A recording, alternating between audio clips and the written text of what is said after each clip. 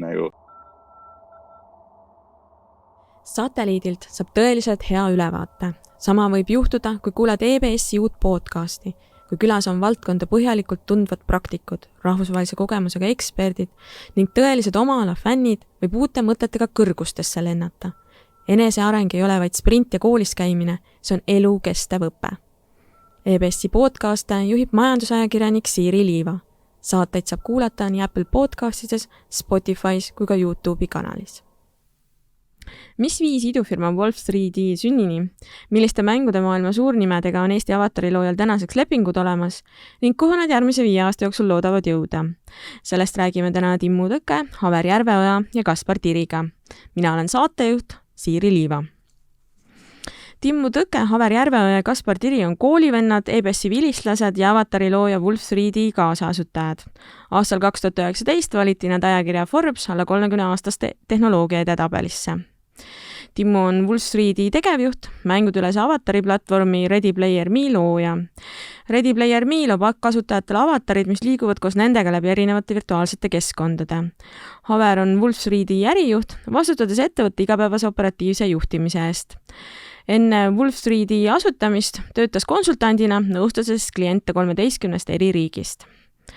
Kaspar on Wolf3D kaasasutajana andnud suure panuse edukasse raha kaasamisse, toodete turule toomisesse ja meeskonna laienemisse. Tere tulemast Satelliidile! Nii, kuna me täna keskendume sellisele väga põnevale algatusele, nagu seda on 3D avatarid, siis mu esimene küsimus on isiklikumat laadi. On teil meeles, mis oli teie esimene kokkupuude 3D maailmaga üleüldse? Timmu, alustame sinust. Mina mäletan küll, minu esimene kokkupuude oli see, et ma ostsin 3D printimise aktsiaid. Kuna ma tundus, et see on niisugune lahe uus valdkond, mis läheb üles ja läheb paremaks ja sealt tegelikult hakkaski nagu minu see tee nagu businessi poolt siis 3D valdkonnas. Ja siis ma hakkasin rohkem sinna selle valdkonnaga ise nagu ennast tutvustama sellesse valdkonda ja sealt siis tuli ka nagu Wolf 3D lõpuks, et otsustasime alustada ettevõtte selles valdkonnas. Aga algas sellest, et lihtsalt 3D printimise aktsiad. Mis aastal see oli ja mis sellest ettevõttest praeguseks saanud on? Need aktsiad olid, ma ei tea, 2013 äkki. 2013, ja siis 2013 lõpus just alustasime Wolfi, 2014 tegelikult hakkasime nagu aktiivsemalt tegutsema. Ja mis saanud on praegu hetkel on meid mingi 30 kanti, oleme ka saanud kuskil 3,7 miljonit dollarit investoritelt ja oleme sellises nagu kasvufaasile lähenevas hetkes. Et meie toode on siis avatar platvorm, mänguarendajad selle asemel, et leiutada enda avatarsüsteemi ja kulutada selle peale 6 kuud, kasutavad meie avatare. Hetkel on meil 160-170 partnerit, kes kasutavad neid erinevates mängudes ja appides.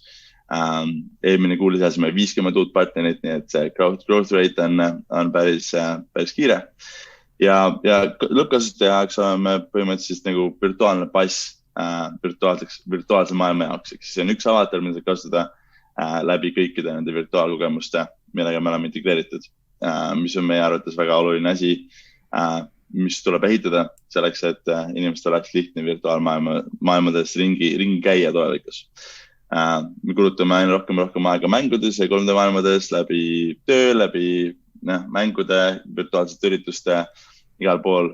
Me oleme avatarina esindatud nendes kohtades ja sellepärast see on nagu väga oluline probleem, mida lahendada maailmas. Okei. No sa juba vastasid mu järgmisele küsimusele ära. Ma tegelikult tahtsin teada, mis sellest ettevõttest on saanud, kelle aktsiaid sa ostsid. Okei. Siis ma tõtlesin natuke ette sellest. Ei ole midagi, aga väga hea sissejuhatuse tegid juba ära. Kusjuures ma müüsin need aktsiad maha, kuna see raha oli vaja investeerida Wolfi asutamisse, aga mul on virtuaalne portfell alles nende 3D printimise aktsiatega. Ma kusjuures vaatasin seda paar kuud tagasi ja see oli mingi -65%. Nii et Wolfi investeerimine oli vist parem otsus. Okei, no väga äge. Nii, aga lähme edasi. Kaspar, mis oli sinu esimene kokkupuude 3D maailmaga?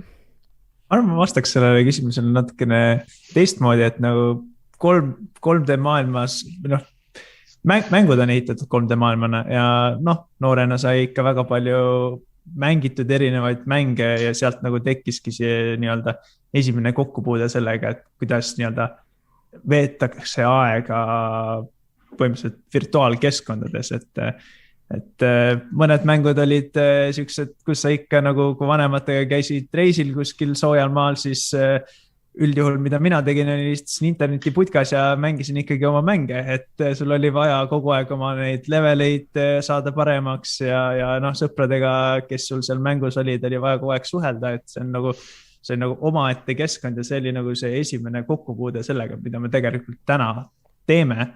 RuneScape for the win. RuneScape oli kindlasti suur osa sellest lapsepõlvest, kus sai nagu väga palju aega veedetud. Mul ka. Tuhandeid ja tuhandeid tunde. Kui palju sul nendest puhkusereisidest meeles on? Kusjuures väga hästi mäletan, kuidas internetikohvikus sai konkreetseid, noh, seal RuneScape'is mingi kooli mainitud või mingid siuksed asju tehes sama ajal, kui vanemad päevitasid rannas ja nautisid ilma ja toitu. Okei, väga hea. Kaspar ja Haver, mis oli sinu esimene kokkupuude? Sarnaselt Timule ja Kasparile loomulikult RuneScape oli omal ajal see mäng, mida sai ilmselt liiga palju mängitud ja liiga palju raha kulutatud ja nii edasi. Aga mis puutub konkreetsemalt nagu 3D printimisse ja siis sellele perioodile, mille Timu viidas, et see 2013 lõpp ja nii edasi, et kui selle 3D printimise nii-öelda hype maailmas oli väga nii-öelda nagu laes, siis ma arvan, et esimene asi, mis ma just kuulsin seoses 3D printimiseks spetsiifiliselt oli, kui keegi USA-s 3D printis relva, mis siis millega oli võib-olla lasta ja nii edasi.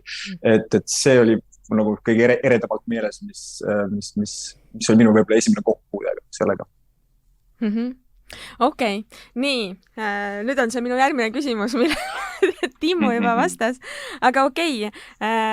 No ma saan aru, et teie selle nagu ühisettevõtte just nendele samadele 3D avataride loomisele keskenduva Wolf 3D lugu lähebki tagasi siis sinna 2014.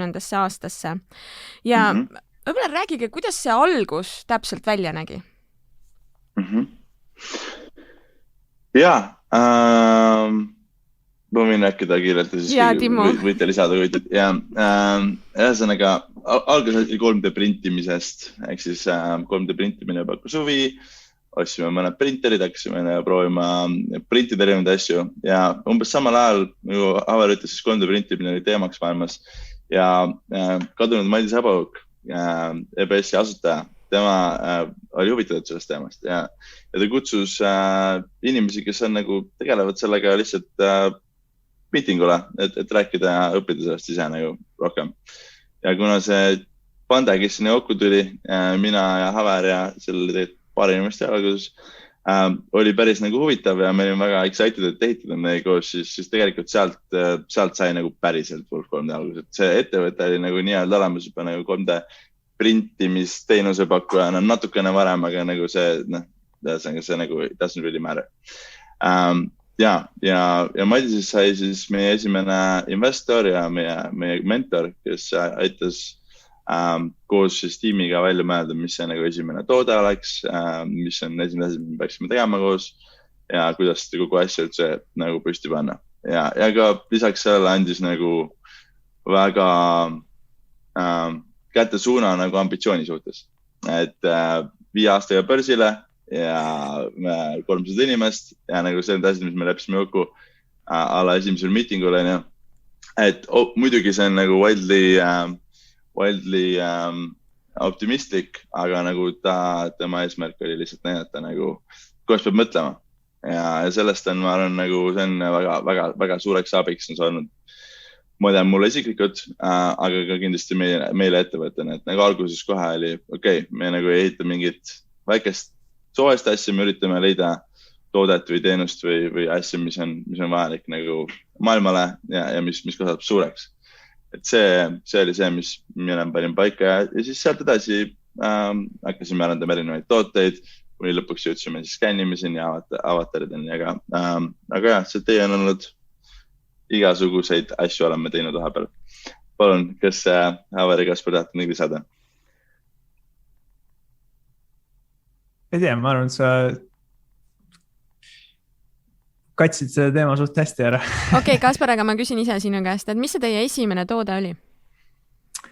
No kõigepealt me tegelesime üldse nagu teenusega, et nagu printisime, nagu Tallink tuli, ütles, et no näed, meil on siuke lahe nagu üritus, tahaks nagu inimestele anda mingit auhinda, prindime mingid lahedad Tallinki logod või kellelegi ei vaja mingit prototüübi jaoks mingit nii-öelda toodet, me nagu printisime, eks nagu see nii-öelda esimene idee oli pakume teenust, saame aru nagu, mida inimesed tahavad, kuidas maailm käib ja nii edasi, et nagu ja see nii-öelda sellest tekkiski nagu see idee teha mingi toode lõpptarbijale, et nagu viia see 3D lähemale inimesele ja siis me ehitasime siuksest hästi paljudest erinevatest kaameratest koosneva siukse 3D skänneri, kus inimesed said sisse astuda, me skanneerisime need ära ja siis sa said endast 3D prinditud kujukese. Ja meil oligi see Viru keskuses ja igal pool käisime sellega ringi ja skanneerisime inimesi, siis kuulasime nende nii-öelda tagasisidet, mida nad sellest arvavad ja mida nad üldse oma nendest avataridest, millest nad hoolivad, ütleks niimoodi. Kas see oli see, kui te mingi 20 000 inimest skännisite põhimõtteliselt? See oli peale seda. See oli peale seda? See oli järgnev step juba. Aha, okay. Et esimese selle nii-öelda skänneriga, siis me nagu skanneerisime inimesi pealaest jalad alla, et tegime nagu täpselt üks ühele versiooni sinust, et nagu see toode oli väga tähtis, me tahtsimegi saada aru nagu mida siis inimesed nagu tahavad ja mis nad oma avataridest arvavad ja sealt nagu tekkiski siis nii-öelda esimene nii-öelda õppetund, mis oli see, et inimesed võib-olla päriselt ei tahagi üks ühele versiooni iseendast, et tihtipeale meil küsiti, et kas sa saad lihtsalt mu näo võtta ja panna selle mingi superkangelase või filmitegelase või millegi muu sellise peale, et inimesed olid ka paljuski oma kehad osas natukene ebakindlad ja muidugi see on nagu ka virtuaalmaailm, et sa tahad olla nagu midagi rohkem erilisemat, kui sul päris maailm pakub, et oma fantaasiat nagu alla lasta. Kõrvalt ma mainin ära, et kus juures see esimene skänner, mida me ehitasime, millest Kaspar siin rääkis nende kaameratega ja inimeste skanneerimine pealaest kuni jalad allani, et kes on käinud Eesti Rahva Muuseumis ja on näinud kõiki neid musta värvi mannekeni, millel erinevad rahvariided on seljas, et kõik need mannekenid tegelikult on siis selles 3D skänneriga skanneeritud ja hiljem nagu toodetud füüsilisel kujul. Et see on Ermi püsinäitus, kui ma ei eksi ja see on vist seal järgnevad 15-20 aastat. Aga see ongi teie nagu skänneriga tehtud siis põhimõtteliselt? Jah, täpselt kõik need mannekenid seal. Et alguses siis 3D-s on inimene sisse skanneeritud ja pärast on siis selle 3D mudeli põhjal välja toodetud need mannekenid. Timmu, sa tahtsid midagi lisada? Ja ma tahtsin lisada EPSiga seoses on see, et see esimene skanneri versiooni me ehitasime EPSi seal Pööningul, kus olid kunagi mingid inglise keele klassid, mis nüüd on ümber ehitatud ja see oli suvi ja see oli väga soe suvi, nii et seal oli kogu aeg 60 kraadi umbes seal toas ja siis me käisime korda mööda ja üritasime seda skännerit seal kokku panna. See oli väga huvitav. Okay. Et EPSis inkubeeritud skänner. Ja ma saan aru, et sõna otseses mõttes inkubeerid. Jah, täpselt. Okei, aga ma küsin ka seda, et mis see Madis Abakuke investeeringu suurus oli? Ta ütlesid, et ta oli teie esimene investor. Ja nagu EPS on investeerinud erinevates raundides ja ma ei tea, kas see on nagu avalik info, aga tema esimene investeering oli mingi 10 000 ja siis oli natuke suurem peale seda, kui me tegime progressi ja EBS on osa võtnud meie erinevatest raundidest läbi ajaloo kõikidest, ma arvan. Ja see on tõsi, ongi kõikidest. Ja Mart Abakuk on endiselt tehadat suhtluses meiega ja me teeme endiselt asju ja ta on meie advisory boardis nii edasi. Okei. No ma küsin ka seda ära, et kuivõrd selle ettevõtte loomise taga oli teie enda isiklik vajadus? Isiklik vajadus 3D printida Tallinkile auhindu. No iseennast. Ei pea olema Tallink. Selles suhtes, et on kindlasti palju näiteid headest toodetest, mis on nagu see, et okei, mul on siit valus ja ma mingi takso on ebamugav, tellin telefoniga takso. aga kui räägitakse või kui on rohkem nagu frontier tech, ehk siis see on nagu mingi uus tehnoloogia, trend, laine tuleb, kuidas see maailm muudab. Ja siis tavaliselt siin näiteks terve hunnik ettevõtteid, kes sellest uuest nagu shiftist siis osa võtavad. See on uue turu algus, nagu 3D printimine, VR, mis iganes. Et need ettevõtted heitakse teistmoodi, see ei saa olla nagu, et 5 aasta pärast, kui mul on VR headset ja ma räägin iga päev sellega juttu, siis mul on juba probleem, et mul ei ole avatari. Me teame, et see probleem on, ja täna see on väga selge, et see probleem on, aga siis me teadsime ka, et see probleem tekib, sest see on nagu obvious.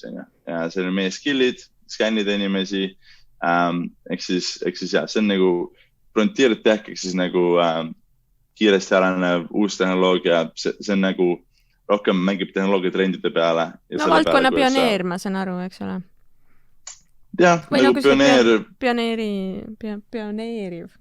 Teagi, kuidas see eesti. Ja, et nagu selles suhtes, et jah, et võiks öelda, et võib-olla me tunnetasime, et see 3D printimise 3D maailm tollel hetkel, see on mingi, nagu Timo ütleski, et nagu uus turg ja uus suund, kuhu maailm hakkab liikuma ja me võib-olla tunnetasime ka ise mingil määral, et siin on võimalik midagi suurt korda saata. Et see tahtmine midagi teha võib-olla oli ka, ma arvan, et see oluline minu jaoks isiklikult küll. Ma arvan, et see oligi nagu, osati ka nagu sellest, et tahaks teha nagu midagi, mis on nagu unikaalne ja uus ja mis mingil määral nagu tulevikus mõjutab lõpptarbija käitumist väga, väga suurel moel. Ja seda on nagu, selle küsimus on nagu sellest pidi nagu raske vastata, et kuidas see nii-öelda oli tingitud isiklikust vajadusest, see isiklik vajadus üldjuhul nagu tekib tulevikus selle järgi, sest me mingil määral muudame ka seda, kuidas inimesed omavahel nagu suhtlevad tulevikus. Okay. Või nüüd juba olevikus. või nüüd võiks juba öelda, et nagu täitsa olevikus, jah, täpselt. Okei. No Timmo, sa said sinna alguses öelda ka, et see toode, mis teil alguses oli, on väga palju muutunud selle 7 aasta jooksul. Et võib-olla nagu te tooksite sellised peamised nagu muutumiskohad välja ja mis selle siis Jaa. Esiteks me otsisime probleemi, mida on vaja maailmas lahendada üldse ja mis oleks ka võimalik, mille ümber oleks võimalik business ehitada. Ehk siis nagu, mis alguses oli see, 3D prindime mingeid asju, obviously halb business on ju. Siis oli teeme skänneri, võib-olla inimesed tahavad skännida ennast ja printida mingeid kujusid. Aga halb business ja ei olnud nagu piisavalt head esimesed tulemused. Samal ajal VR, virtuaalreaalsus tekkis huvi selle vastu uuesti maailmas, kuna Facebook ostis ära Oculus'e 2 miljardi eest ja oli selge, et nad investeerivad sinna, oli selge, et sellest saab sotsiaalne platvorm, kuna Facebook on social media. Ja ühesõnaga tekkis nagu, me saime aru sellest, et tekib probleem või on probleem sellega, et inimesi kujutada hästi virtuaalmaailmas.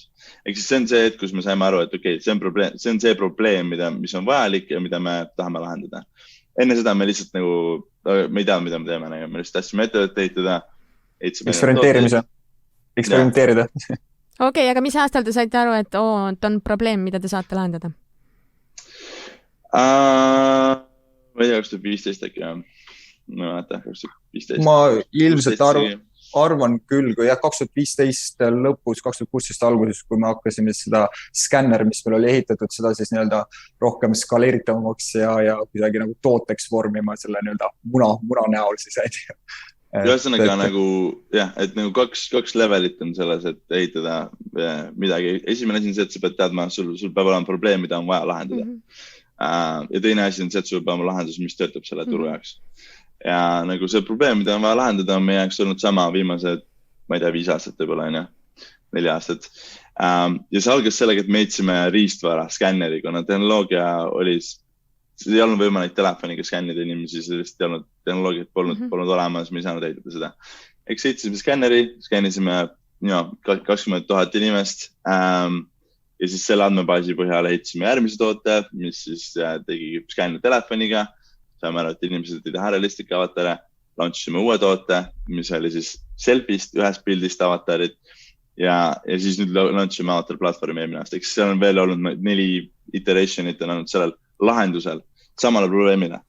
Ja nagu miks me neid on mitu iteratsiooni on sellepärast, et esiteks tehnoloogia on kõvasti muutunud vahepeal, tehisintellekt arenes edasi, mida me kasutame selleks, et teha ühe pildi baasil avatare, turg on edasi arenenud ja iga uus iteratsioon on andnud meile rohkem võimalusi, suurema turu, rohkem suuri kliente, aga jah, nagu see asi nagu reaalselt hakkas tööle, 2018 äkki või, kui me launchime selle selfist avatari tegemise tööriista või ütleme siis tehnoloogia ja selle esimesel aastal me sõlmisime lepingud Tencentiga, mis on maailma suurim gaming ettevõte, Huawei telefonid, HTC, maailma suuruselt teine VR ettevõte, H&M, retailer, Wargaming, üks suurimaid gaming stuudioid Euroopas. Nüüd on meil Verizon, Vodafone, ühesõnaga, siis hakkas asjad reaalselt tööle. Kui me selle tooteni jõudsime, me jõudsime kohta, kus me lahendame sama probleemi, aga meil oli õige lahendus, mida inimestel oli reaalselt vaja lihtne kasutada ja mis iganes. Ja siis sellest järgmine iteratsioon, mida me launchime eelmine aasta, on siis nagu Avatar platvorm, mis annab paljudele ettevõtetele lihtsalt võimaluse Avatara integreerida paari päevaga, mitte paari kuuga ja mis on nagu, mille eesmärk on siis integreerida maailma kõikide ettevõtetega. Nii et ja see on oluliselt suurem business, me monetiseerime teistmoodi ja nii edasi. Ma võib-olla vastasin jälle paarile küsimusele ära sul seal ette. Vastasid küll, aga ma ei pea nüüd suurklientide nimesid nüüd ise ette lugema hakkama, aga ma kohe...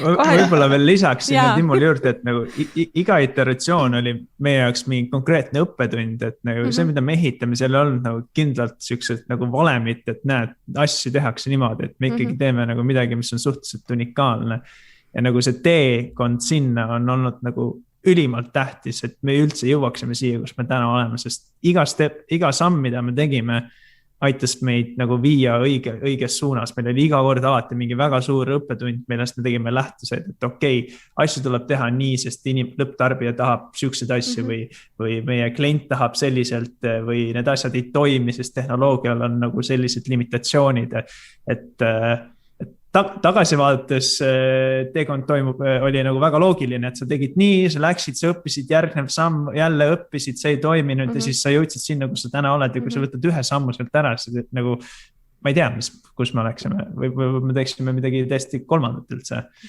Et see iteratsiooni baasilt toodete ehitamine ja kiiresti liikumine on olnud nagu meie jaoks üks nagu tähtis ja väga aga kui oleks osanud kuidagi otse 5 aastaga börsile minna, oleks pigem seda teinud. Aga samas võib-olla teeks midagi muud. Aga te ei ole ju praegu börsil, ega ju? Ei, me ei ole börsil. Ja mis sellest 5 aasta plaanist on saanud? 10? No 5 aastast on saanud praegu, selles suhtes 10. 10 pluss? Sest me vaatame ikkagi kogu aeg 5 aastat ette vähemalt. Et see nagu seda aega, mis sa oled kulutanud millegi ehitamisel, ei ole väga mõtet lugeda, sest et see on, kes seda on mõtet lugeda, aga mitte selle eesmärgiga, et 10 aastat nüüd pean börsile minema või sellist.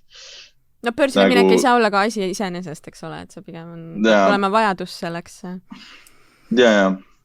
Okei, nende klientide juurde ma tulen kohe tagasi, aga kuna Kaspar tõi välja, et iga periood on olnud nagu oma rolliga ja tagant vaadates tundub, et see kõik on loogiline olnud, aga ma siiski eeldan, et selle 7 aasta jooksul teil on ikkagi olnud siukseid raskeid või nagu õpetlikke olukordi ka ettevõtte arengus. Ja Haver, ma alustan sinust ja ma küsin, et mis sinu jaoks on olnud selle aja jooksul kõige raskem periood ja kuidas sellest nagu te välja tulite? Ma arvan, et kõige raskem periood oligi sellel aastal 2015, siis kui ütleme nii, et meil ei olnud veel turult validatsiooni et see, mida me teeme, on tegelikult vajalik, aga me juba hakkasime skaleerima ettevõtet ennast, ehk siis me hakkasime inimesi tööle võtma rohkem, väga kiiresti, rohkem nii-öelda raha kulutama, ja lõpuks jõudsimegi sinna punkti, kus nii-öelda meedias meist küll nagu räägiti palju, aga samas, mida ei olnud müüki, ja siis tuli võtta vastu see raske otsus, et asi saaks üldse kuidagi ellu jääda, pidime nende inimesed kõik lahti laskuma ja põhimõtteliselt nii-öelda tahvli juurde tagasi minema ja nullist alustama selles mõttes. Et see ilmselt oli niisugune, aga ta oli tähtis periood, sellepärast, et selle käigus sai väga palju õpitud. Okei, nii, Kaspar, kas sa nõustud, et see on kõige raskem periood olnud või sul isiklikult on mingi muu periood ka veel? Ma arvan, paneks need enamus perioodid kõik kokku, kõik rasked perioodid kokku ja siis nagu võtaks 7 aastat on ainult raske olnud. Siis võtaks sealt nagu mingi õppetunne. 7-aastane õudus. Ei, mitte palverännak, aga mingi väljend on ka, mis mul tuleb praegu meelde see. Nii, aga Kaspar, mis sinu jaoks kõige raskem või õpetlikum on olnud selle 7 aasta jooksul? Jällegi, ma paneksin need perioodid kokku ja siis sealt võtaks nagu mingi õppetunni, et kui me ikkagi plaanisime ehitada midagi suurt ja midagi uut ja kõik see võtab aega.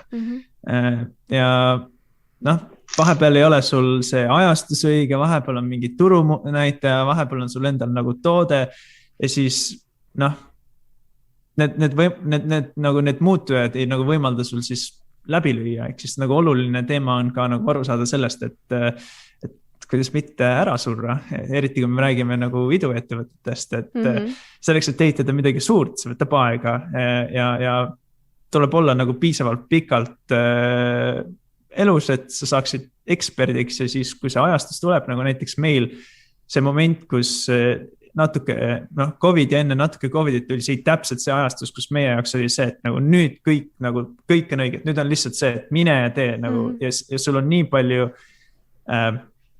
nii-öelda ekspertiisi tekkinud läbi aja, et teised inimesed ei saa sinuga võistelda selles mängus, sellepärast, et sa oled seda teinud juba eelnevalt nii pikalt, sa tead need, millised asjad toimivad, kuidas sa peaks seda tegema ja nüüd on lihtsalt nagu don't fuck up, nagu nüüd on sinu aeg särada. Okei. Jep. Nii, Timmu, ma ei hakka sinu käest nende raskete õppetundide kohta küsima, aga ma küsin seda, et kui ma nüüd õigesti sellest kiirest sissejuhatusest, mis sa tegid, mul meelde jäi, siis te olete kaasanud 4 miljonit, eks ole? Mitu kaasamisvooru teil olnud on ja kas te plaanite nüüd lähiajal ka mõnda uut? Jah, ma ei teagi, mitu neid olnud on. Pole lugenud otseselt neid. No kui sa ütlesid, et EBS on igas nagu voorus olnud osaline, et siis ma mõtlesin, et ma kohe loen kokku, mitu vooru on. 4, 5, ma ei tea. Mul tuleb kohe nüüd Torust tuleb, ma tean, et 5 on kindlasti olnud. Torust tuleb 5. Jaa, et ma arvan, et see kõlab nagu õigesti. Ja muidugi tuleb veel, et nagu sellest praegu me oleme faasis, kus me oleme kasvame kiiresti ja peagi läheme uut raundi kaasama ja see on oluliselt suurem kui ükski teine raund, mis me oleme teinud. Aga jah. Kui Kaspar ütles, et nüüd on see, kus te saate nagu nii-öelda seize the momentum on ju, et lihtsalt nagu ära ise midagi pekki keera, et siis ma eeldan, et kui on siuke nagu kasvuhoog sees, et siis tõenäoliselt on ka nagu vaja ka rohkem ressursse. Ja tuleta mulle meelde, kui palju töötajaid teil praegu on? 30 kanti. 30. Okei. Ja nad kõik on Eestis või on kuskil mujal ka? Enamus ei ole Eestis või ütleme võib-olla pooled on Eestis, pooled ei ole. Üle Euroopa on meil, Berliinis on meil 3-4 inimest nüüd, Hispaanias on mingid inimesed, 3 artistid, Ukraina,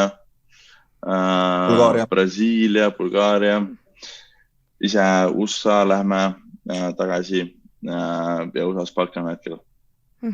Okei, ma tahtsin küsida, kus te ise praegu konkreetselt olete? Te olete Eestis kõik olnud? Hetkel Pärnus. Okei. Nii, aga see on ka üks asi, mida Wolf 3D puhul Eesti meedias aeg-ajalt rõhutatakse, et tegu on pärnakate ettevõttega. Et kui nagu olulist rolli Pärnu iseenesest nagu teie tegevuses mängib? Või kui palju te ise seda rõhutate? Esiteks nagu me jaoks Eesti meedia näete selline asi, et nagu me pole kunagi viitsinud kunagi ise suhelda nagu Eesti meediaga väga hästi. Me oleme nagu, mis meie kasu siin on? Tüüpilised idufirma.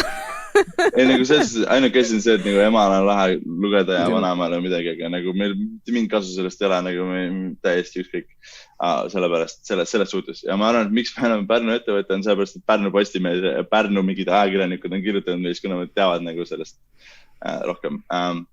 Aga Pärnu, selles suhtes mina ja Kaspar oleme pärnakad, Haver on poole tee peal Pärnus, eks Märjamaalt. Ja, et see on fakti nagu korrektuur tuleb teha, et ei ole ainult pärnakad, et Märjamaa ka. Ja Pärnus Kaspariga meil esimesed ettevõtmised olid Nirvana cover band näiteks. 2 tükki isegi vist oli neid. Ühes mängisin mina trumme, teises Kaspar kitarri ja Kaspar kitarri, teises mängisin mina kitarri ja Kaspar trumme. Ühesõnaga, et me teame teineteist Pärnust ja olime sõbrad juba noores seas. Aga ja meie legaalne aadress on ka Pärnus. Muud väga suurt ei ole. Okei, aga seda legaalset aadressi või nagu nii-öelda peakontorit te plaanite Eestist ära ka viia või ei plaani? Me oleme USA ettevõtte tegelikult, kel on Eesti tütarettevõtte. Teil on niipidi, jah? Okei. Ja nagu kontor on meil päriselt ikkagi Tallinnas selles mõttes. Aga jah, et USA on see koht, kus on meie nagu business ja marketing tiim, seda palkame seal ka praegu. Ja tootetiim on Euroopas. Okei, nii, aga lisaks sellele, et te olete teie näol on tegu pärnakate ettevõttega või poolpärnakate ettevõttega. Olete te kõik ka koolikaaslased, kellest on saanud äripartnerid. Ja sellest, et mis roll EBS-il siin on olnud, sellest sai juba räägitud, et seda ma ei hakka nagu üle küsima. Aga ma küsin seda, et kuidas teil on olnud võimalik selle aja jooksul ajada koos äri ja ma eeldan, et olla ikkagi sõbrad ka edasi. Kes tahab vastata? Ma võin vastata ja ma vastan kõigi, ma räägin liiga palju. Haver, alustame seekord sinust, jah? Ma võin alustada. No sellest mina esimest korda Timoga kohtusin on seal Madis Avakukke siis kontoris, kui Madis siis kutsus inimesi, kes ei huvitatud sellest 3D valdkonnast. Ja sealt jäi kohe mulje, et Timo puhul vähemalt, et tegemist on normaalse inimesega. Thanks, Haver. Mida ma selle ajal mõtlen lihtsalt, et nagu ma arvan, et mis meil nagu 3 vahel üldse meil tegelikult on 4 co-founderit, et 3 tükki on pärit Pärnust, mina siis nii-öelda Märjamaalt. Aga mis ma arvan, mis meie see tugevus on või miks me oma vahel nagu sobitume, on see, et meil kõigil on mingisugused isikuomadused, mis nii-öelda klapivad, võib-olla, ma ei tea, olgu see ambitsioonikus näiteks üks põhilistest, aga samas meil on ka siis teisi isikuomadusi, mis siis komplementeerivad üksteist, et see on siis puhtalt vaadates kas see seda, et mida igaüks meist siin ettevõttes nagu teeb või mis valdkonna eest vastutab, et sellepärast ma arvan, et me sobime nagu hästi kokku nagu pusletükid selles mõttes, kui figuratiivselt rääkida. Kaspar? Jah, ma arvan, see Haveri point on päris hea, et lõpus, kui sa vaatad nagu oma sõpru ka, siis need kõik tulevad natukene eri taustade ja nii edasi, et sul on nagu, seltskonnas on ikkagi tore veeta aega inimestega, kellelt sul on ise natukene võimalik õppida ja kes nagu täiendavad sind, samamoodi on nagu sõbrad, nagu lõpuks sa oled sama hea kui sinu ringkond, nagu inimesed sinu ümber, et inimesed sinu ümber mõjutavad sind, kes sa oled ja samamoodi, kui sa veedad aega ambitsioonikate inimestega koos, kes tahavad midagi toredat teha, suurelt mõelda, siis see nagu mõjutab ka sind, et ma mõtlen nagu jah, sõbrad ja äritegemine on minu meelest nagu väga, väga loogiline. Ma pole seda kunagi niipidi mõelnud koos olla, et nagu tavaliselt inimesed, kellega ma tahan koos hängida, on need inimesed, kellega ma võiksin koos äri teha ka, sest nendega on huvitav vestelda ja mul on alati neilt võimalik õppida. Okei. No kuidas teil rollid meeskonnas jagunenud on? Mis kellegi ülesanne on? Ja kui ma juba seda mainisin, siis mina nii-öelda vastutan nii-öelda juriidilise ja finantspoole eest ja üldiselt nii-öelda nagu operatiivsete tegevuste eest, ütleme nii. Kaspar, sa räägid iseenda eest. Äriline pool, teeme siis lühidalt. Okei, väga hea. Ja meil on veel Rainer, kes on CTO, tema on kogu tehnoloogia ja product osaliselt ja mina on CEO, ehk siis kõik need asjad pluss toode on minu nagu fookus ja vastavalt vajadusele vahepeal on fundraising enamus aega, vahepeal on hiring, vahepeal on, aga toode on see, mida mulle meeldib kõige rohkem, mulle meeldib tegeleda ja mis on nagu, võtab kohe okka. Ma lihtsalt mõtlen. Miks te ülesanded on nii palju? Mida sa täna veel tegema pead? Mõtlesin, et peale ma täna tegema pean ja siis aga see on awesome, see pool mulle meeldib kõige rohkem endale. Okay. Kunagi Madis Abakukk ütles meie kohta, et ei juhtu just tihti, et selline grupp inimesi tuleb omavahel kokku. Et ma arvan, et see on vaadates tagasi, et mingisugune validatsioon meile kui tiimile. Ja see oli nagu siuke hetk, kus meil esimene mingisugune asi, mida me üritasime ehitada, siis nagu väga hästi läinud. Ja see oli nagu, et okei, mida me teeme, kas me nagu ehitame midagi uut või me läheme laiali või mis see nagu plaan. Kuigi me nagu otsest ei mõelnud selle pealt laiali minna, aga see oli siuke hetk. Ja siis Madis Abakukk ütles, et don't break it. Ja, kusjuures selle tsitaadi ma leidsin ka tõenäoliselt ühest Pärnu Postimehe loost. Aga ma tahtsingi küsida, et mis te ise nagu hindate, et mis teid siis meeskonnana nii edukaks teeb? Esiteks ma võib-olla lisan sellele teemale ka, mis enne oli, et nagu sõpradega äri tegemine ja nii edasi, et ma arvan, mis nagu meie puhul on väga oluline on see, et me ei ürita olla kuidagi poliitiliselt korrektsed oma vahel nagu. Me ei ürita olla kuidagi mingid, hingan sisse välja 3 korda ja siis äkki ma enam olen närvis. Nagu me lahendame kõik asjad ära, kohe kui need juhtuvad. Nagu. Kui mingi erimenetlus on, siis inimesed vaidlevad oma vahel. Nagu tuliselt vaidlevad, kui vaja. Aga nagu asjad saavad lahendada. Kunagi ei ole sükest asja, et ma nagu hoian mingit, et sul koguneb mingisugune nagu jama. Pool aastat hoiad, 2 aastat hoiad, 5 aastat hoiad, 7 aastat. Ja vaiba alla pühkimine nii-öelda. Seda ei juhtu mitte kunagi, sest asjad lahendakse nagu kohe ära, kui need tekivad ja see on nagu, ma arvan, väga key asi ükskõik millistes suhetes, aga nagu eriti, kui see on siuke väga stressful ja siuke nagu intense olukord ja et nagu 7 aastat pushida enamus aega nagu üles mäge on ikkagi suhteliselt raske ja nagu see on suht vägagi erakordne, et me oleme ikkagi sama gängiga koos teeme seda asja. Okei, no ma tahtsin küsida, et kas selle 7 aasta jooksul ikkagi jagelusi ja kaklusi ka on olnud? Pole päeva, kui ei ole jagelusi ja kaklusi. Ma saan aru, et see on see vastu. Et selles suhtes, et ongi nagu nagu see, et inimesed ei arva alati samamoodi asjadest on väga positiivne. Et nagu sealt tulevad kõigid otsused, kui on erinevad arvamused nagu naturaalselt inimestel ja see on väga positiivne. Progressi alusel. Jah, et see saab olla produktiivne, saab olla mitteproduktiivne, see oleneb nagu, et see peab olema nagu balansseeritud, aga jah. Haver, sa tahtsid midagi öelda? Lihtsalt kõrvalt et see need erinevad arvamused, see on ikkagi nagu progressi alus. Et igaüks teeb lauale midagi, uue mõtte või viisi, kus asju teha ja see meid nii-öelda edasi ka viib tegelikult. Okei, no ma nüüd tulen selle muljetavalda nimekirja juurde ettevõtetest, kellega te kõik nagu koostööd teete ja keda siin Timmu vahepeal ette luges, ma ei hakka seda kordama. Et võib-olla natuke nagu räägite ka, et kuidas te nende ettevõteteni jõudsite? Kasper. millist ettevõtet teine neist? No, alustame Tencentist. Noh, Tencentini jõudsime meil kunagi töötas üks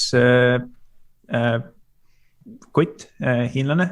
Me olime teinud nagu mingit äri juba Hiinas ja nagu see äri oli umbes, see algas nagu Huawei'ga ja see nägi välja umbes niimoodi, et 1. detsembrikuul ma sain mingi 3 või 4 korda sõita Hiina vahet, sest iga kord, kui ma tagasi tulin, siis me saime aru, et nad on täiesti valesti asjadest aru saanud või siis meie oleme neist. Põhimõtteliselt see kommunikatsioon oli see, et üks oli ühel levelil ja teine oli teisel levelil ja siis me saime aru, et okei, selleks, et nagu äri teha, meil on vaja nagu inimest, kes saab aru kultuurist, oskab nende keelt rääkida ja kõike seda muud.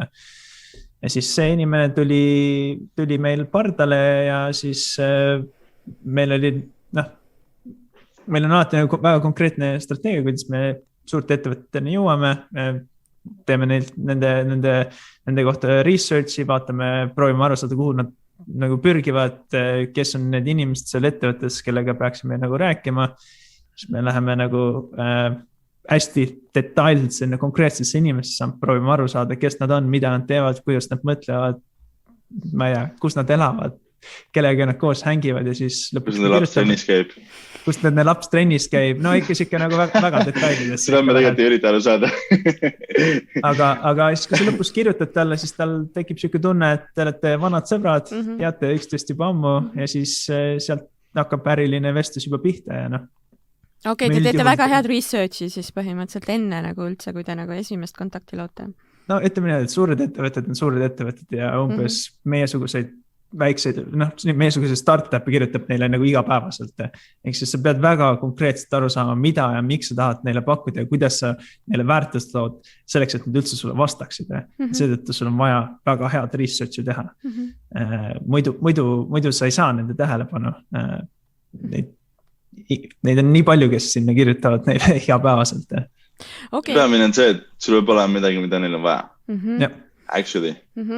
Aga ma küsin niiviisi, et millise kliendi üle te ise olete nagu kõige suuremat rõõmu tundnud või kelle nagu võitmine oli nagu raske, aga see õnnestus?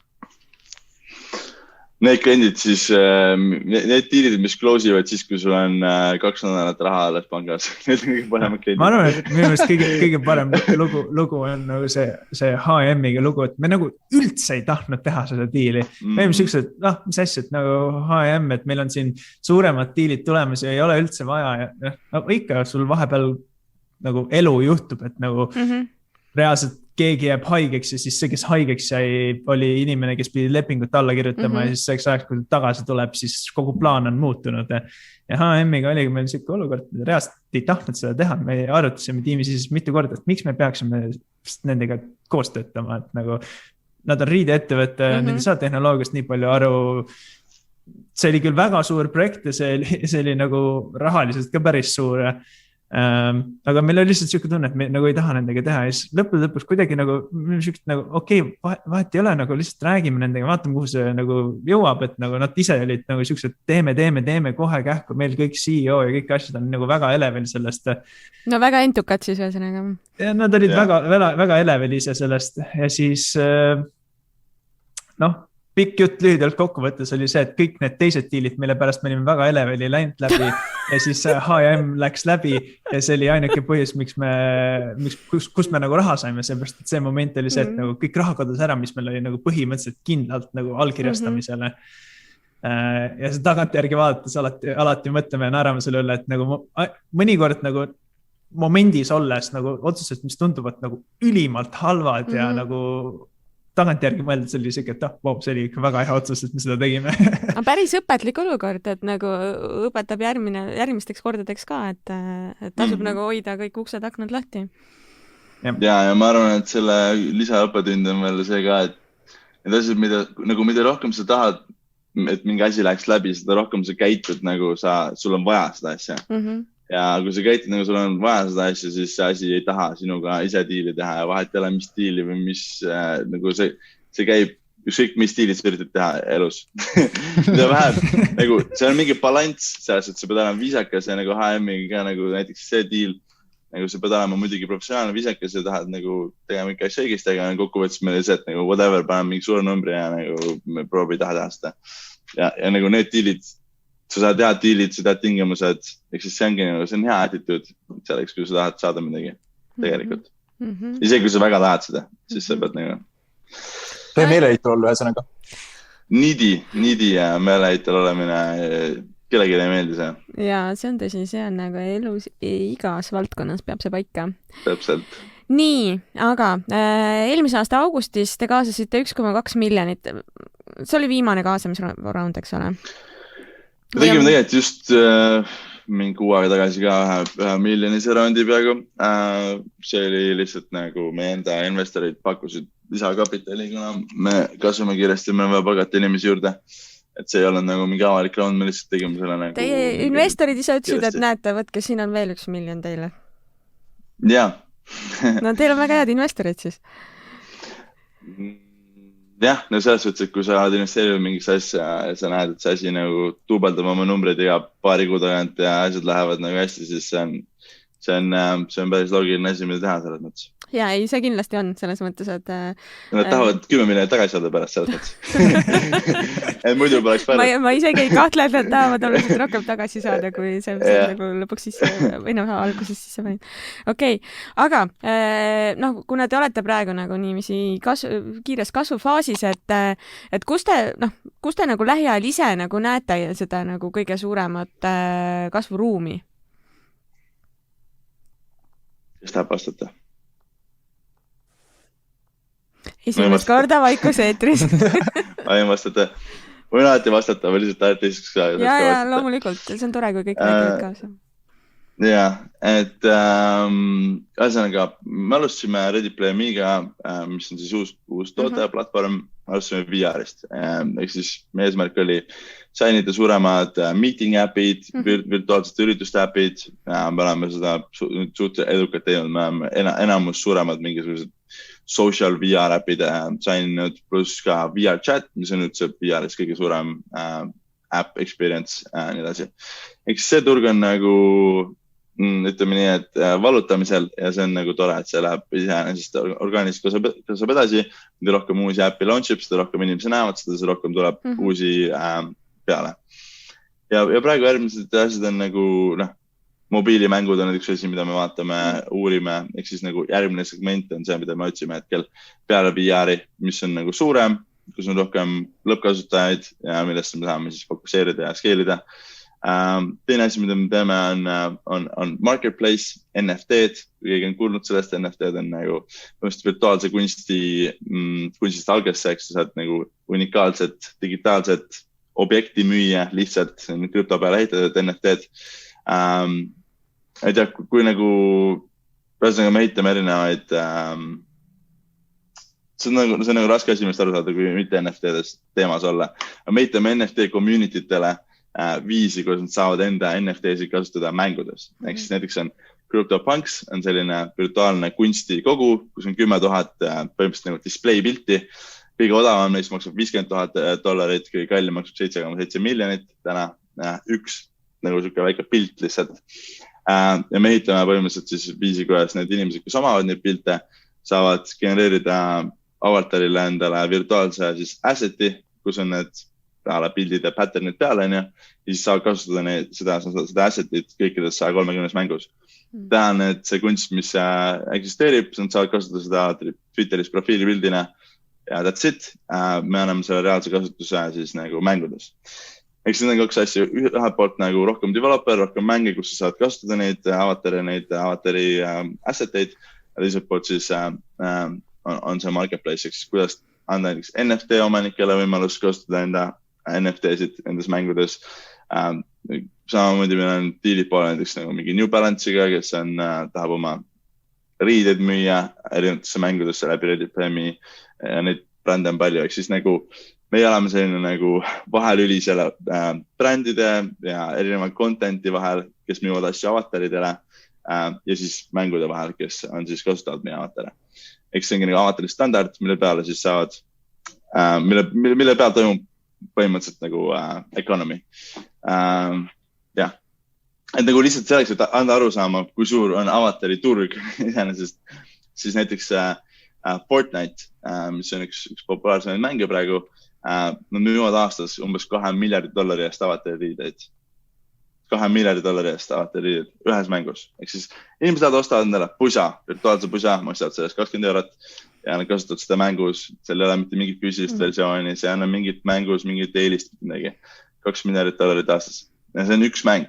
Et, meie puhul see läheb veel nagu eraldi valdkondadesse ka, et kui praegu vaadata seda portfooliot ettevõtetest, kes nagu töötavad meiega Ready Player Me puhul, siis sa seal näed virtuaalkohtumisi, virtuaalkontserteid, kus päriselt nagu DJ-d ja artistid lihtsalt teevadki live-kontserdid, inimesed tulevad avataridena sinna vaatama seda kontsertit. Seal on mängundus, seal on dating, seal on sotsiaalmeedia, seal on Netflixi taolised tooted, seal on filmide tegemine ja kõik muu. Okei, ma saan aru, et see mingi täiesti omaette maailm. See tegelikult ei ole väga omaette maailm. No, mina ei kasuta neid, ma ei mängi mänge ja minul ei ole avatari. Aga ma saan aru, et on mingi maailm, mis on way beyond nagu my imagination. 3 miljardit inimest mängib iga päev mänge maailmas ja mängutööstus on $145 miljardit suur, ehk siis on suurem, peaaegu 2 korda suurem kui kogu filmitööstus ja kogu muusikatööstus kokku panna. Korrutada 2-ga. See on täna gaming industry ja film ja muusik kasvab nagu mingi 0,5%, 1,5% aastas, mängud kasvavad 12% aastas. See on nagu gigantic, massive turg täna ja see kasvab nagu kiiremini kui ükskõik muu meedia valdkond. See on nagu väga kaugel sellest, et on nišš. Väga kaugel sellest on nišš. See on nagu kõik tuleviku sotsiaalplatvormid, kõik tuleviku kommunikatsiooniplatvormid ehitatakse mängutehnoloogiatega. No okei, selle jutu järgi tundub, et seda kasvuruumi on teil nagu rohkemgi küll ja nagu taevas on piiriks. Aga mis te ise tunnete, mis siin nagu takistuseks võib saada? Haver, alustame sinust. Takistused, selles mõttes oleneb, et võib-olla vaadates lihtsalt kas või võttes snitti sellest, mis meil nagu varemalt minevikus on juhtunud, siis erinevatel ajaperioodil on erinevad takistused. Mõnikord on see toode, mõnikord on see turg, mõnikord on see konkurendid. See on niisugune, ma ütleks, et see ei ole nagu, ma ei osaks võib-olla välja tuua ühte takistus, et see, kuna see ajahetkes nagu väga palju muutub, mis takistus on, võib-olla praegusel hetkel on takistused ühed asjad, võib-olla meie enda toode midagi, aga võib-olla siin 6 kuu pärast on hoopis mingi konkurent on mingisuguseks takistuseks, aga jällegi, kuna see turg on nii suur ja sellel on nii palju potentsiaali, siis lõppkokkuvõtteks tuleb lihtsalt ise tuleb kõvasti tööd teha ja küll see juhtub nagu. Ja meie konkurendid on Facebook, Snapchat, nagu otse konkurendid. Kõik need väiksed sotsiaalmeedia keskkonnad. Täpselt, et nagu mis ikka Zuki kompeitida pole ära. Võib-olla lisaks sinna Averi sellele vastusele, et nagu see suurim nii-öelda asi, millega me nagu iseennast nagu challenge-ime iga päevaselt ongi nagu fookus, et Haver ütles, et turg on niivõrd suur. See ongi tõsi, me võimegi nagu see list, mida ma ette nimetasin, on nagu veelgi suurem. Sa võid minna nii palju erinevatesse kohtadesse. Nüüd küsimus on pigem see, et kus me peaksime olema täna. Meil igapäevast on vestlused, nagu hästi palju tuleb nii-öelda suuri ettevõtted Hiinast, kes on me tahame teiega koostööd teha. Ja siis on küsimus, mida sa pead tegema, see on väga raske otsus. Kas sa nüüd pakud neile suurte Hiina ettevõtetele oma toodet või mitte? Ja see tuleb tagasi sellele fookuse küsimusele, et nagu sul on ikkagi limiteeritud ressursid, sa pead mõtlema, et nagu mis on kõige tähtsam täna praegu, et sa jõuaksid sinna lõpp-punkti, sinna tulevikku, mida sa tahad ehitada. Ja see fookuse küsimus ongi, see on kõige suurem ja kõige tähtsam, mida me igapäevaselt põhimõtteliselt arutame. Väga hea vastus ja see on, ma arvan, väga 100% õige. Okei, aga fookusest rääkides ja sellest kuhugi nagu jõudmisest rääkides, siis kus te tahate olla 3 või 5 aasta pärast? Meie eesmärk on olla by default nagu default avatarisüsteem ehk siis number 1 avatarisüsteem nii lõppkasutajale, kus teeb enda avatari virtuaalmaailma jaoks kui ka arendajate jaoks. Kui arendaja hakkab uut mängu arendama, ta isegi ei mõtle selle peale, et ta ehitab oma avatarid nullist, vaid ta tuleb Reddit premise ja kasutab meie avatare. Ja samamoodi lõppkasutaja, kui ta tahab enda avatari teha, kuna me oleme igas mängus esindatud või meie avatarisüsteem on igas mängus olemas, siis me oleme need inimesed, me oleme see ettevõte, kes teeb neile avatari. Ja samamoodi brändidele näiteks me oleme 5, kuidas nad saavad oma asju müüa mängudele. Me tahame ka avada selle avatari marketplace'i community'le, ehk siis mängijad ise saavad teha avatari riided, müüa neid seal, teenida sellega sissetulekut. Ja me oleme see nagu central hub ja järgmise 3-5 aastaga see kindlasti see võitja või need võib-olla paar võitjat selgitatakse välja. Ilmselt 3-5 aasta pärast, kui me teeme uuesti seda, siis me räägime sellest, kuidas meie kasutajad teenivad sellega igapäevast leiba lauale ja nad on väga edukad sellega. Okei, aga ma küsin nüüd ühe kiusliku küsimuse ka. Kuna ajakirjanikena meile meeldib ikka nagu lihtsustatud kategooriates nagu mõelda. Et mis te arvate, kõik see, mis siin praegu Timmu kirjeldas, et mis see nagu sellisesse reaalmajanduse näitajatesse nagu ümber arvutatuna on, et mis see nagu tähendaks nagu aastase käibe mõttes, kui palju töötajaid teil on ja nii edasi? Ja, no, sadu miljoneid käibena kindlasti nagu selles suhtes, et see või siis rohkem, et nagu see meie eesmärk on ehitada dollarites, mitte eurodes. Dollarites vahet ei ole, see on nagu nii hüpoteetiline, selles mõttes mitte hüpoteetiline, aga doesn't matter nagu. No seal ei ole ka väga suurt kursi vahet, nii et tõesti doesn't matter. Jah, et nagu, aga nagu skaala on ikkagi see, et me tahame ehitada $10 billion ettevõtet või suuremad. Ja, aga eks näis, kuidas see töötab. Aga kindlasti see ettevõte, kes õnnestub sellega, mida me ehitame täna, teeb miljardeid käivad tulevikus. Ja see võib olla keegi suurtest, see võib olla keegi startupidest. Täna oleme me väga heas positsioonis, aga eks näis, kuidas maailm ennast välja mängib. Kas te olete valmis ka ettevõtte maha müüma selle lähima 3-5 aasta jooksul? Jah, meil on olnud pakkumisi viimaste aasta jooksul ettevõtted maha müüa. Me oleme otsustanud mitte seda teha, aga see ikka oleneb sellest, kuidas nagu konkurents areneb, kuidas me ise areneme. Et jah, see on nagu alati option, aga see on option siis, kui sa oled nagu ebakindel. Kui sa oled kindel, et see asi on väärtuseks, siis nagu panen veel 3 aastat sisse ja see asi on nagu, ma ei tea, 50 korda rohkem väärt. Ehk siis kes ikka pigem tõused hommikul üles niimoodi, et sul silmad säravad ja juba paar minutit enne äratuskella oled mõelnud juba, kuidas sa tööd teed. Seda excitementi on nagu raske, sellega on raske võidelda. Ja see tunne peab kindlasti olema, et nagu Kaspar kirjeldas, et jällegi isiklikust vaatpunktist, et see on väga, väga, väga oluline nagu ükskõik mida inimene elus teeb. Jah. Ma jäin praegu mõtlema selle peale, et mina ei suudaks paar minutit enne äratuskella midagi mõelda. Ma ei suuda ka mitukümmend minutit pärast äratuskella midagi mõelda. Täna märksin 1:40 enne äratuskella näiteks. Jõudsin igast asju mõelda enne kui äratuskella hilisest. See on tavaline asi. Okei. Nii, aga enne kui me selle sisulise osale joone alla tõmbame, et ma küsin ka seda, et kas te juba jagate oma töötajatele ka optsioone? Ikka, jah. Või saavad nad aktsiaid osta? Selles mõttes, et aktsiaid osta ei saa, aga neil on optsioonid ja me anname inimestele võimaluse valida, kui nad liituvad. Kas nad tahavad optsioone, kas nad ei taha optsioone, kas tahavad vähem iga nagu cash salary't või rohkem ja siis optsioone selle võrra vähem või rohkem. Aga jah, kõigil varajast töötajatel on kõigil optsioonid, praegu on see nagu option, aga enamusel on ikkagi optsioonid. Okei. No väga hea. Aga sellega ma tõmbaksin sisulisele arutelule joone alla, et meil siin aeg hakkab ka juba tagant suruma. Aga sellega pole podcast veel läbi, et nagu teid ka ette sai hoiatatud, siis meil on ka selline traditsiooniline osa, kus me küsime alati kõigilt külalistelt ühtesid ja samu 3 küsimust ja ega teiegi sellest ei pääse. Nii, esimene küsimus on see, et mis on see juhtimisraamat, mida sa soovitaksid kõikidele, keda paeluvad juhtimisküsimused või väljakutsed? Ja Haver, alustame sinust.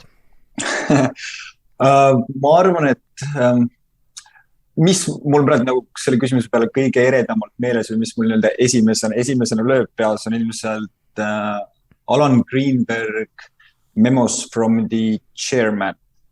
Alan Greenberg ta oli kuragi sellise õnnetu ettevõtte nagu Bear Stearns, mis siin 2008 läks pankrotti selle juht, aga need on sellised, ütleme niisugused ajatud võib-olla juhtimis siis nõuanded on selles raamatus. See on nagu väga hea nagu üle aja meelde tuletada endale, et ma arvan, et see on minu jaoks üks olulisemaid raamatuid äkki. Nii, Kaspar, mis raamatut sina soovitaksid? Ma arvan, et Ray Dalio Principles on päris hea nii-öelda soovitus sellele, et see raamat on jagatud 3 osaks, et ta räägib natukene enda elust, ta räägib natukene elupõhimõtetest, ta räägib tööpõhimõtetest, kui sa tahad nagu seda nii-öelda management osa lugeda, siis sa võid nagu seda nii-öelda tööpõhimõtteid lugeda, et tema nii-öelda üks peaideedest ongi see, et nii elujuhtimist, majandust, investeerimist, mis iganes saad nagu süstematiseerida kindlateks reegliteks ja sa saad käsitleda seda kui nagu masinades põhimõtteliselt. Ehk siis nagu parimad juhid ongi nagu insenerid, kes siis disainivad, arendavad välja selle masina, seavad üles kõik need nagu protsessid ja muud KPI-d, saada aru, kuidas see masin töötab, mis masinas töötab hästi parasjagu, mis vajab improvement. Ja see on ainult üks väike osa sellest, millest ta räägib. Tal on hästi palju häid põhimõtteid, mida sa saad kasutada igapäevaelus, et teha hästi otsuseid ja ehitada ettevõtte kultuuri ja seda juhtimist. Ja. Kõlab väga hea soovitusena. Timo, mis on sinu raamatu soovitus? Ja Reida, et me kasutame reaalselt ettevõttes nagu planeerimiseks või nagu tema seda süsteemi, seda 5-step processit ja see on kindlasti üks top raamatud üldse, mida lugeda. Üldiselt ma isiklikult ei loe üldse peaaegu business raamatuid, selliseid business raamatuid, mida ma ütlen nagu me ühesõnaga raamatud, mis on blogipostitus, mis on kirjutatud 250 lehekülje peale, ehk siis nagu 99,9% kogu business raamatutest. Minu jaoks super igavad, aga ma loen väga palju üldiselt ja ma soovitan inimestel väga palju lugeda. See ei pea olema juhtimisraamat. Vastas küsimusele, mul on üks juhtimisraamat ja see on üks hea raamat, mida ma soovitan, kindlasti on High Output Management, Andy Grove, Inteli CEO. Ma jäänem see raamat oma uutele manageridele alati ja see seletab väga hästi ära, mis on manageri ülesanded, mille peale peab keskenduma ja kõik sellised nagu, ütleme, et see on konkreetselt nagu management õpik. Ta ei ole küll õpik, aga ta on nagu, ütleme, tech-industris see on suhteliselt nagu laialdaselt kasutatud ja hinnatud raamat. Ja see on kindlasti üks top management raamatuid. Okei, no väga hea, saime ikkagi juhtimisraamatu soovituse sinult ka kätte. Ja. Nii, teine küsimus, mis on see üks soovitus, mis sa alati juhtimise kohta annaksid? Ja Kaspar, alustame sinust.